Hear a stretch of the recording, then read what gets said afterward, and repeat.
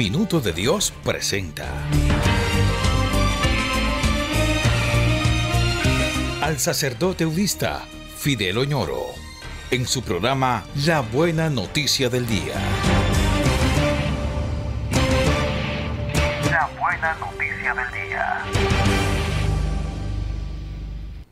Vamos a leer hoy el Evangelio según San Mateo, en el capítulo 23, versículos 1 al 12.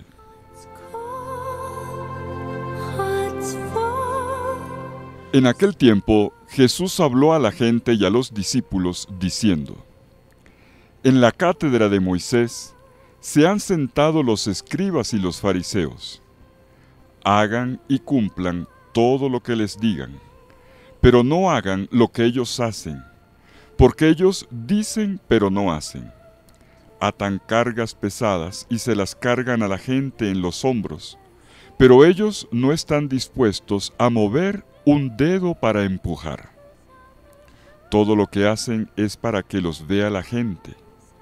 Alargan las filacterias y agrandan las orlas del manto. Les gustan los primeros puestos en los banquetes y los asientos de honor en las sinagogas.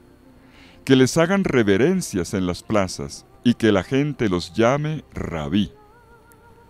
Ustedes, en cambio, no se dejen llamar rabí, porque uno solo es su maestro, y todos ustedes son hermanos.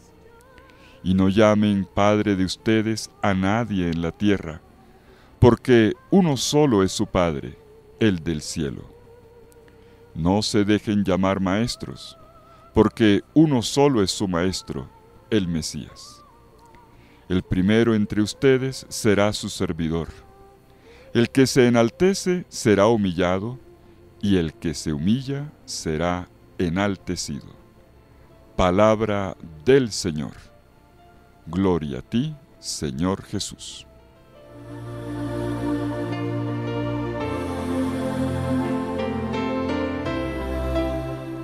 Estamos en el capítulo 23 del Evangelio según San Mateo. Un capítulo que registra una fuerte reprensión de Jesús a las autoridades religiosas de Jerusalén. Son palabras dirigidas precisamente a estos adversarios que con frecuencia lo contradecían y que en los capítulos anteriores de este Evangelio de Mateo le habían puesto trampas, lo habían puesto a prueba, lo calumniaban y lo hostigaban con juicios y complots. Son duras, francamente muy duras, estas palabras que Jesús les dirige en este capítulo 23 del Evangelio de Mateo. Y podría a lo mejor sorprendernos que estas palabras vengan del mismo Jesús que perdonó misericordiosamente a los pecadores, que comió con ellos y los hizo sentirse amados por Dios, aunque no se merecieran ese amor. Jesús, podríamos decir, reprende a los legítimos pastores de su pueblo, a los líderes, a los que fueron reconocidos como los expertos en las Sagradas Escrituras, que fueron considerados como maestros ejemplares y como modelos para la comunidad creyente. Porque claro, quien está al frente en el gobierno de una comunidad, lo primero que se espera de ella es que dé ejemplo. Sin embargo, quede claro que estas palabras del Señor no solo golpean los vicios de las autoridades religiosas judías de su tiempo, sino también las de los cristianos de todos los tiempos. Y tenemos que hacer una aclaración todavía de carácter introductorio. Jesús no se está dirigiendo a las autoridades en general, sino a aquellas que mandaban en ese preciso momento. Por eso estos reproches no deben aplicarse de manera generalizada, sino que deben repetirse para nosotros los cristianos. No es para levantar el dedo contra nadie, sino para que nos revisemos. Nosotros, los que desempeñamos una función en la iglesia, y muchas veces somos considerados por nuestras comunidades como hombres y mujeres de Dios. Por lo tanto, escuchemos con total obediencia estas palabras de Jesús en este camino de Cuaresma para que podamos revisar nuestros corazones.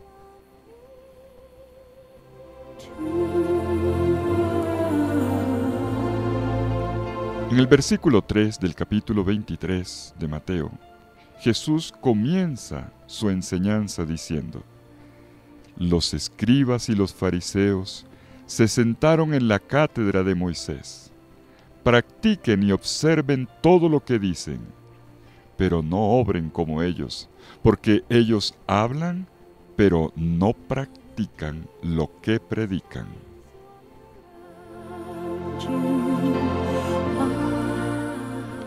Hay una cátedra del pueblo de Dios. Hay un ministerio, un servicio prestado a los creyentes.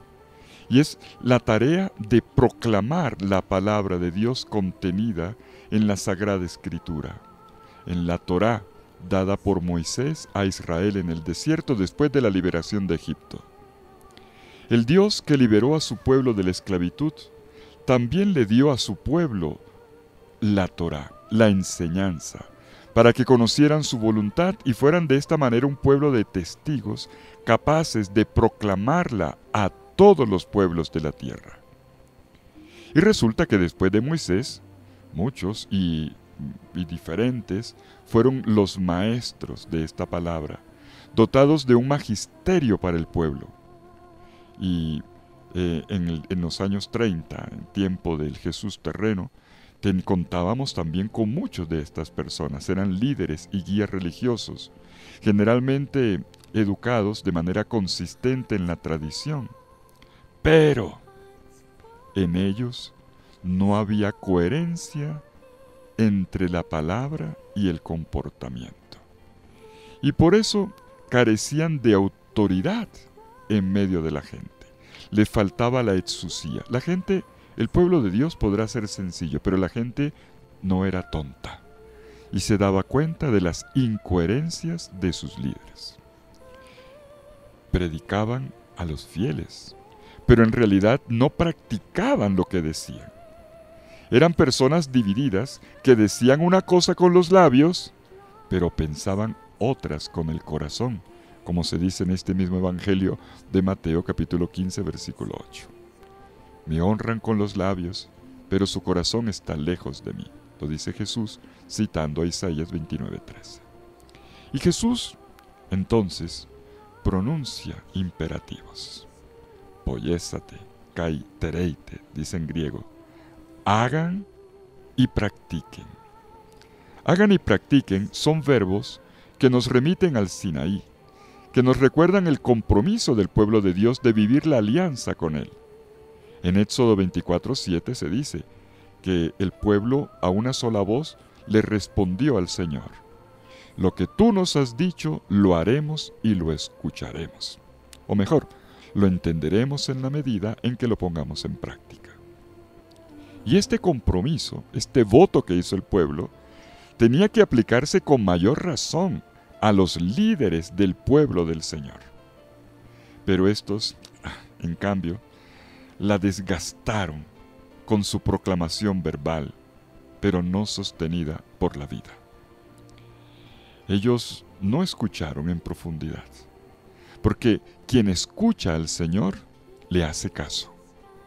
Y prefirieron escuchar la palabra de Dios solamente para echar discursos, para predicar, pero ellos no la escuchaban para sí mismos, para llevar una vida según la voluntad de Dios a través del discernimiento inteligente y de la acción llena de caridad. Y, como he dicho, estas palabras de Jesús no son para levantar el dedo contra nadie. A nosotros también nos puede pasar lo mismo, que digamos una cosa y luego no actuemos en consecuencia. Pero debemos confesarlo a nuestros hermanos y hermanas, sin pretender ser ejemplares, si no somos coherentes con nuestro comportamiento real y cotidiano. Somos pecadores, y esto es algo que no negamos.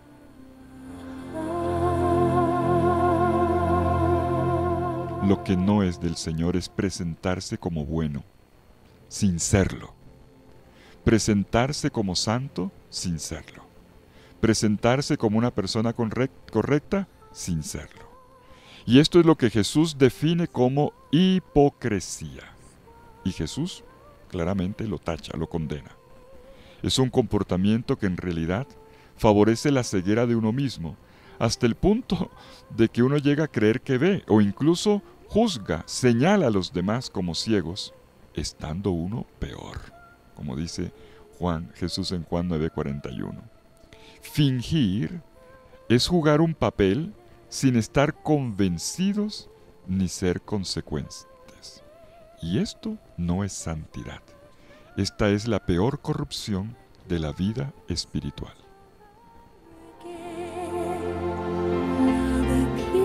Y en el versículo 4 Jesús sigue con otra acusación.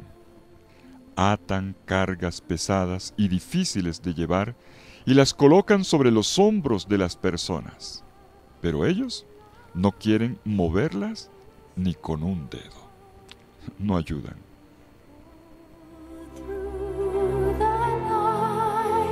Mandar pero sin colaborar. Aquí Jesús vislumbra la función asumida por los escribas y fariseos, que era la de explicar la ley, la de determinar el comportamiento, la de interpretar el mandato divino emitiendo preceptos. Y eso no era una cosa mala, porque fue así como la palabra de Dios, dada como Torá, se convirtió en enseñanza y quedó preñada de prescripciones legales muy detalladas. Al principio el propósito era el de poner un cerco alrededor de la ley para cumplirla. Este lenguaje era muy de los rabinos, el cerco de la ley. Pero en realidad, estos preceptos humanos resultaron convirtiéndose en cargas impuestas a las personas. En lugar de ayudarlas a vivir con libertad en el espíritu, las agobiaba más. Y aquí la reprensión de Jesús contra los maestros vuelve a ser fuerte. Ellos imponen cargas, pero ellos no ayudan ni con un dedo. De hecho, así se anula la palabra de Dios, como ya se había indicado también en el capítulo 15, versículos 3 al 6 de este Evangelio de Mateo. Y la lectura que Jesús hace de este comportamiento, esta vez es todavía más profundo. Dice el versículo 5, todas esas acciones las hacen para ser admirados por la gente. Ensanchan sus filacterias y alargan sus franjas.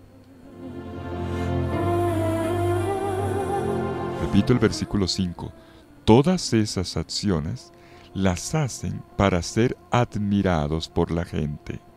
Ensanchan sus filacterias y alargan las franjas. Este es el vicio de quien cree tener poder sobre los demás. Y por eso quiere subrayarlo, quiere manifestarlo. Ser reconocido por la gente.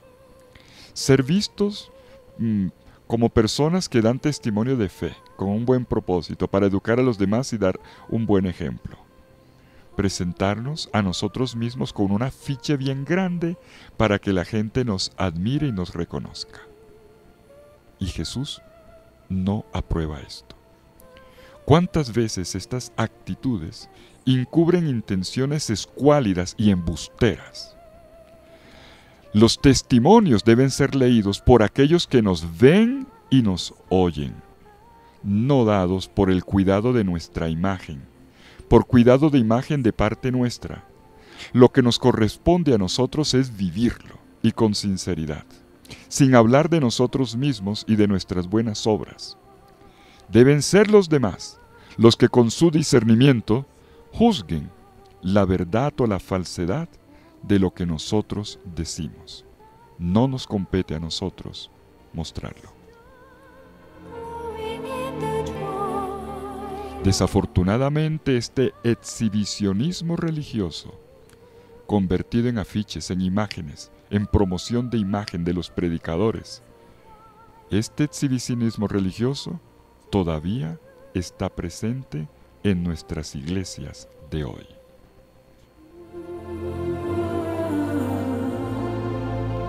Y a continuación, Jesús menciona algunos símbolos de estatus que eran muy apreciados porque eran útiles para ganar el favor de la gente. Aquellas cosas que el Señor había pedido que fueran signos distintivos, en hebreo se dice ot, y que luego se convirtieron en filacterias, los tefilim, que viene de tefilá, oración. En lugar de recordar a quienes se arropaban con estos velillos, con estos mantos, que ellos estaban bajo las alas del Dios liberador, resultaron convirtiendo estos ornamentos en una indumentaria cada vez más llamativa, llena de mucho adornito para la admiración de los demás. Más o menos como quien saca un rosario del bolsillo, ojalá de muy lujoso, para ser considerados por los que nos ven como hombres y mujeres de oración. Y nos los colocamos en el cuello, nos los colocamos como pulseras para que la gente diga, uy, cómo es orante. Pero mentiras, no rezamos ni un Ave María.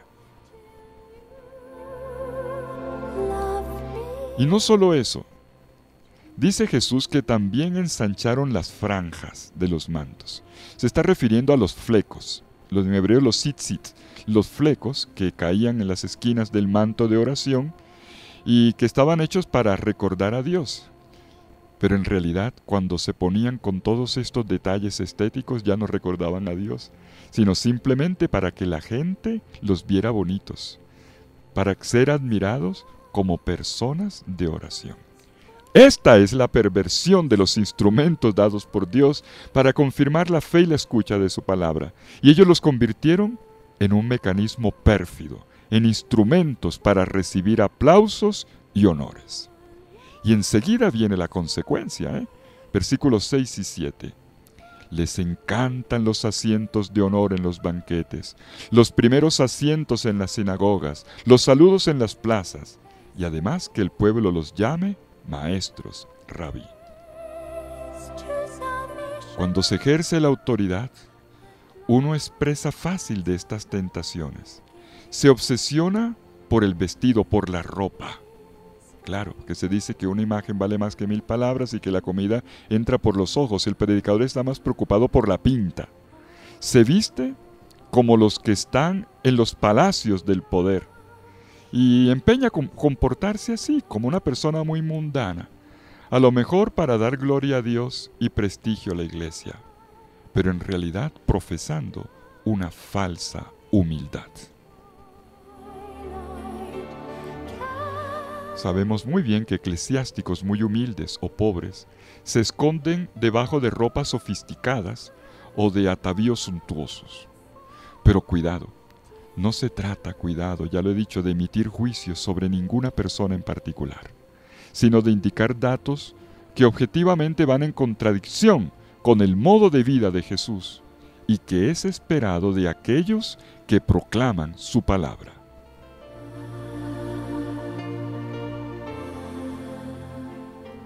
¿Y cuál era el mejor lugar para aparecer sino los almuerzos y las cenas, las fiestas, los banquetes, tal como sigue ocurriendo en el mundo?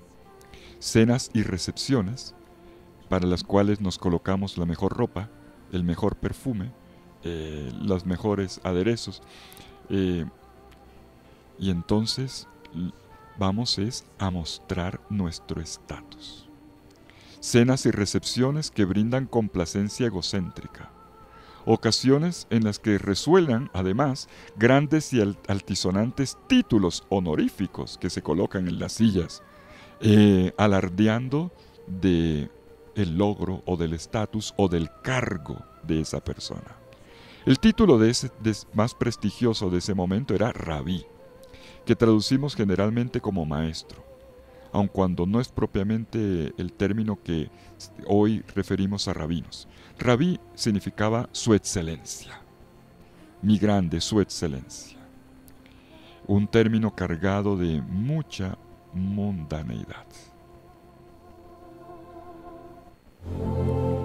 En cambio, en la comunidad cristiana todo título debe significar lo que realmente se vive. No debe ser un oropel honorífico. Y por eso Jesús en el versículo 8 le advierte a sus discípulos: pero ustedes no son así, no en la iglesia, no en los seguidores de Jesús. No se llamen rabí, porque uno solo es su maestro, y todos ustedes son hermanos. Y no llamen padre a ninguno de ustedes en la tierra, porque uno solo es su Padre, el que está en el cielo. Y no llamen guías, porque no se llamen ustedes mismos guías, porque uno solo es el guía de ustedes, el Cristo. Versículos 9 y 10. Se le advierte al discípulo de Jesús algo muy importante. Rabí, guía, son títulos que deben aplicarse solo a Él, al Cristo de Dios, como también solo Dios debe ser invocado como Padre. Tenemos palabras pulcras, claras, a las que sin embargo pocas veces nos hemos mantenido fieles a ellas. Ya en la iglesia primitiva esto fue un tema de debate. ¿Cómo llamar padres a aquellos que nos dirigen? Y claro, la iglesia entendió que el título era válido porque se vivía en la paternidad de Dios, generando hermanos y hermanas en Cristo, en la fe. Y eran los encargados de la enseñanza, por lo tanto eran claramente guías. Sin embargo, solamente es válido en la medida en que es transparencia de Dios. Y terminamos con esto. Lo decisivo de esta advertencia de Jesús está dicho precisamente en la última línea de nuestro pasaje. En la comunidad sí hay alguien que preside, sí hay alguien que es mayor, que es más grande, pero no es el que se lo atribuye a sí mismo, sino el que realmente es humilde y servidor de los demás. ¿Quién es el más grande? ¿Quién es el primero en la comunidad cristiana? Porque es que se necesita un hermano mayor, se necesita uno que presida la comunidad, sí, pero que sea el servidor de todos, que esté dispuesto a lavar pies, que se rebaje y que se despoje de toda potestad, de toda vanidad, de toda arrogancia, siguiendo el ejemplo de Jesús. Y entonces un siervo del Señor así será exaltado. La última palabra de Jesús es una sentencia inolvidable. El primero entre ustedes será su servidor. El que se enaltece será humillado, y el que se humilla será enaltecido. El que se comporta como Jesús será exaltado. De lo contrario, será rebajado, depuesto del trono, degradado en el banquete celestial.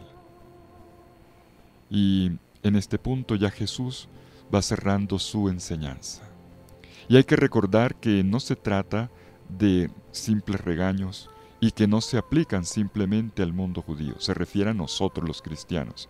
Es algo que siempre hay que purificar en el camino con el Señor. Son advertencias duras que nos llaman a la conversión. Y el Señor nos vuelve depositarios de esta palabra para que en la Cuaresma vivamos un serio camino de vuelta a Dios y a la fidelidad a su palabra. En todo caso, tendremos que leer estas enseñanzas de hoy de Jesús, recordando una famosa frase que dijo San Jerónimo de Estridón, hace 800 años, en un comentario que le hizo. Él dijo esto: «Ay de nosotros, miserables, que hemos heredado los vicios de los religiosos». Que el Señor los bendiga, en el nombre del Padre, y del Hijo, y del Espíritu Santo. Amén. Feliz día para todos.